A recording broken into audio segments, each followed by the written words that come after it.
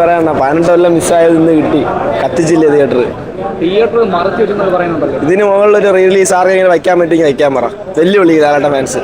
അമ്മാതിരി theatre experience ആയിരുന്നു. ഞാൻ പറയണ്ട, അഴിഞ്ഞാടിയില്ല അണ്ണ അന്നും ഇന്നും എന്നും.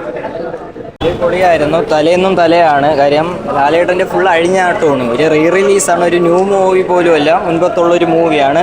എന്നാൽ പോലും ആ ഒരു തിയേറ്റർ നോക്കിയാൽ മതി, ഫുള്ള് നല്ല ക്രൗഡും കാര്യങ്ങളും ആയിരുന്നു.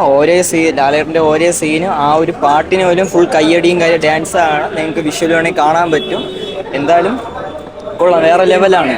നല്ല എക്സ്പീരിയൻസ് ആണ്. അതിലൊരു പടം ഇറങ്ങിയ സമയത്ത് കാണാൻ പറ്റിയിട്ടില്ല, പക്ഷെ അത് ഇന്നത്തോടെ തീർത്ത് ആ ഒരു ഡ്രീം ഇന്നത്തോടെ തീർത്ത് ഒരേ പൊളിയാണ്. ലാലേട്ടൻ ഫുൾ ഓൺ പവറാണ്.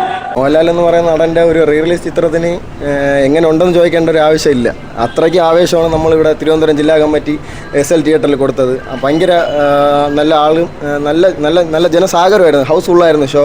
ഇനിയും ഇത് ഹൗസ്ഫുള്ള അടുത്ത ഷോയ്ക്ക് ചാർട്ട് ചെയ്തിട്ടുണ്ട്.